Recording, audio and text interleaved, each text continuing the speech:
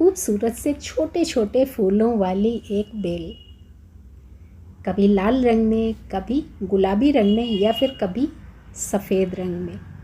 और इस बेल को हम लोग जानते हैं साइप्रस वाइन के नाम से या फिर गणेश बेल के नाम से।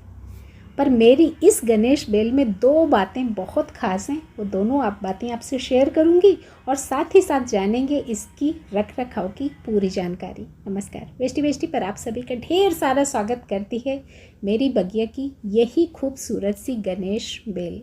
देखिए मेरे पास है सिर्फ लाल रंग। अब मेरी इस बेल में क्या बातें ख़ास हैं पहले वो जान लेते हैं और उसके बाद में जान लेते हैं इसकी केयरिंग। देखिए एक बात तो ये ख़ास है कि इस बेल को मैंने लिया था पिछले साल नर्सरी से। बारिश के मौसम में लाई थी और बहुत ज़्यादा पौधे नहीं थे, पानी से बुरी तरह भरा हुआ था, तो मन में कहीं ना कहीं ये था कि पता नहीं बेल चले या नहीं चले।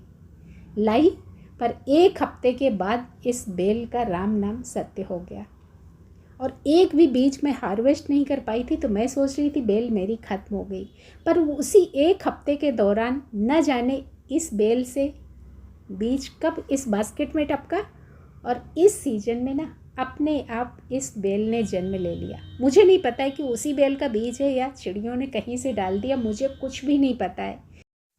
मुझे तो बस इतना पता है कि मैं बहुत सारे घासों को यूं ही बिना स्वार्थ के, बिना किसी कारण के पनपने देती हूँ। और जब इस घास नुमा पौधे को देखा तो लगा कि हाँ ये गणेश बेल हो सकती है। पर चूँकि पत्तियाँ इतनी बारीक होती हैं और बहुत सारे पौधों से मिलती जुलती भी, तो बहुत ज़्यादा क्लियरिटी नहीं थी। बस यूं ही बढ़ने दिया था कि देखते हैं बढ़ने के बाद रिजल्ट क्या होगा। और बढ़ने के बाद जो रिजल्ट सामने है वो आपको दिख रहा है, ये देखिए, है ना। पौधा थोड़ा थोड़ा बढ़ना शुरू हुआ और एक वाइन का जब रूप लेता गया तो 90% लग गया था कि हाँ अपनी साइप्रस वाइन ही है। जब इस पौधे में कलियां बननी शुरू हुई अभी 10-15 दिन से, तो पक्का हो गया कि ये तो अपनी गणेश बेल वही है जो पिछले साल मर गई थी। तो यानी कि उसी बेल ने लिया है पुनर्जन्म।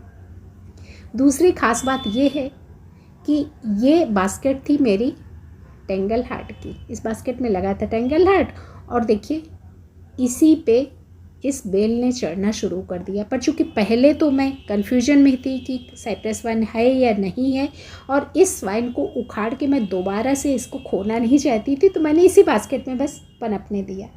ये देखिए, है ना। बस किया क्या कि जो टेंगल हार्ट लगा था तो बहुत सारा मैंने तोड़ तोड़ के सावधानी से निकाल लिया, जिससे कि इस बेल को खतरा ना हो। क्योंकि टेंगल हार्ट तो मेरे पास बहुत है, उसको खतरा दे सकती थी, पर अपनी इस खूबसूरत सी वाइन को खतरा नहीं दे सकती थी। तो इसी बास्केट की जो 3 अपनी रस्सियाँ थी, इसी रस्सियों पे इसने फैलना शुरू कर दिया। ये देखिए, अब ये बढ़ के जैसे जैसे ये ऊपर जाती है तो मैं क्या करती हूँ, जब ये ऊपर चोटी तक पहुँच जाती है तो इस वाइन को फिर से टांग खींच के नीचे ले आती हूँ और अपनी इसी रस्सियों पे दोबारा से लपेट देती हूँ, जिससे कि ये पूरी की पूरी वाइन अपनी इसी 3 रस्सियों पे फैलती रहे। आज दिल किया कि आपको ये बताती हूँ कि आप किसी भी अनजाने पौधे को कुछ हद तक पनपने दीजिए। हो सकता है कि उस घास के रूप में आपके पास एक पौधा ऐसा निकल के आए जिसकी आप तलाश कर रहे थे।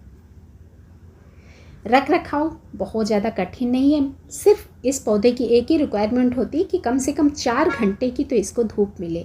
पानी आप तभी देंगे जब पौधे को पानी की ज़रूरत होगी। मिट्टी अपनी पोरस बनाएंगे, वेल ड्रेन्ड होगी, क्योंकि बहुत नाजुक सी बेल होती है। ज़्यादा पानी में, जैसे मेरा पिछले साल नर्सरी का पानी का भरा पौधा ख़त्म हो गया, उसी तरीके से आपका भी ख़त्म हो सकता है। तो ज़्यादा पानी इस बेल को मार भी सकता है।